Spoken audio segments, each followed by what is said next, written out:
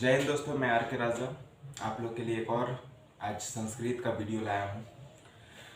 आप लोग को संस्कृत बहुत ही भारी लग रहा होगा या फिर मुश्किल लग रहा होगा, लेकिन दोस्तों ऐसा है नहीं। संस्कृत बहुत ही आसान भाषा है, प्राचीन भाषा है। बोले तो प्राकृतिक भाषा के रूप में इसको लोग समझते हैं, देव भाषा भी लोग इसको कहते हैं। तो आज इसी संस्कृत में हम लोग कुछ लकार के बारे में पढ़ेंगे। अभी हम लोग सबसे पहले तिंग प्रत्यय, जैसा कि आप देख रहे हैं यहाँ पे लिखा हुआ है तिंग प्रत्यय, इसके अंदर प्रश्नपैद और उसके बाद आत्मनेपदी, इसको दो भागों में बांटा गया है। तो अभी हम लोग सबसे पहले प्रश्नपैद में पढ़ेंगे लट लकार, उसके बाद फिर लिरिट लकार। तो चलिए दोस्तों, सबसे पहले हम लोग देखेंगे लट लकार, और इस लट लकार का मतलब होता है वर्तमान काल।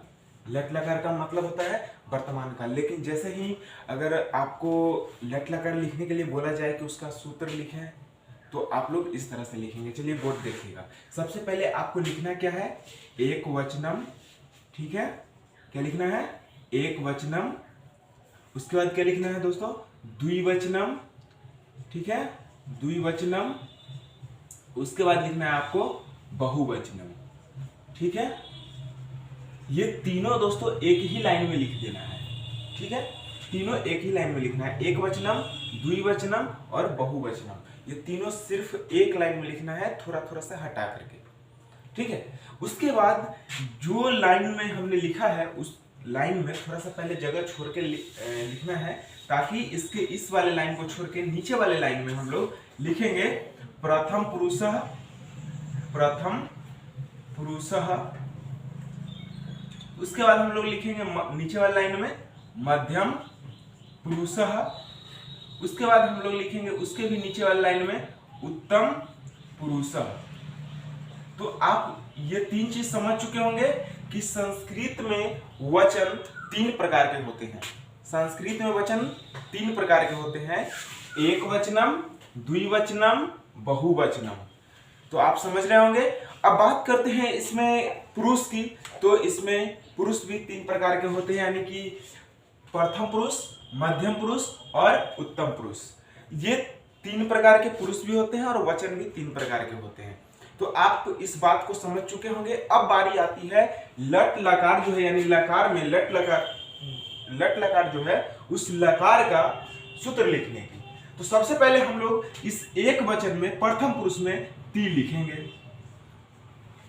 द्विवचन में प्रथम पुरुष में तह लिखेंगे, बहुवचन में प्रथम पुरुष में अंति लिखेंगे। ठीक है, उसके बाद अब हम लोग चलेंगे मध्यम पुरुष में।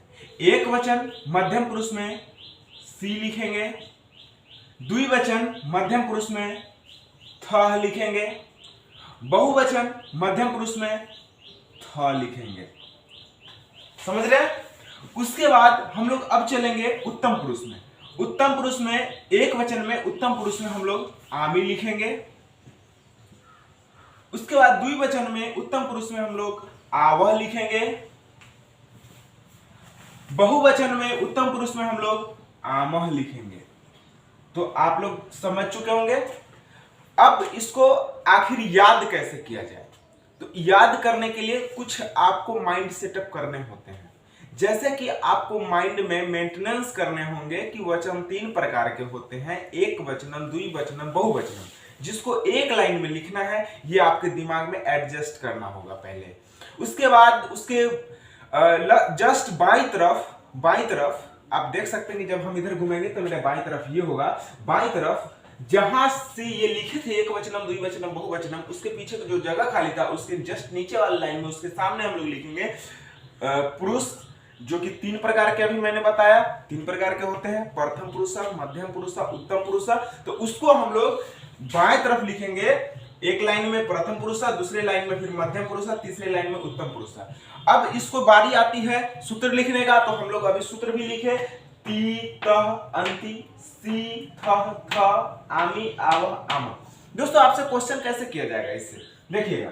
आपसे पूछा जा सकता है, मान लीजिए ये एक सूत्र है लट लकार का। ठीक है, इसमें एक वचनम, द्विवचनम, बहुवचनम, प्रथम पुरुष, मध्यम पुरुष, उत्तम पुरुष सब कुछ दिया हुआ है। यहाँ पर सूत्र भी दिया हुआ है ती तह अंति सी थ थ आमी आव आमा। ये तो याद करने का तरीका है कि आप आसानी से याद कर सकते हैं। इसको माइंड मेकअप कर लीजिए, एक वचनम द्विवचनम बहुवचनम प्रथम पुरुष उत्तम पुरुष मध्यम पुरुष को, ठीक है। और उसके बाद आप क्या करिए कि ती तह अंति सी थ थ आमी आव आमा, ऐसे करके आप इसको याद कर लीजिए, 4-5 बार बोल लीजिएगा, याद हो जाएगा। और जब याद हो जाएगा तो आपको लिखने के लिए बोला जाएगा, तो आपको तो याद है कि ये इस तरह से सजाना है, और उसके बाद इसमें इसके सामने ये डाल देना है, ये 3 को ऊपर में, फिर 3 को बीच में, फिर 3 को नीचे। ये आपका एडजस्टेबल माइंड हो जाएगा, ठीक है, और आप आसानी से इसको लिख पाएंगे। तो मुझे उम्मीद है कि आप समझ रहे होंगे। और उसके बाद हम लोग क्या करेंगे यहाँ पे कि ये अगर आपसे क्वेश्चन करने की बारी आएगा तो क्वेश्चन ऐसे पूछा जाता है कि बताइए लट लकार में द्विवचन के मध्यम पुरुष में क्या है। लट लकार के द्विवचन के मध्यम पुरुष में क्या है, तो द्विवचन और ये मध्यम पुरुष क्या है दोस्तों, था। तो आप समझ रहे होंगे।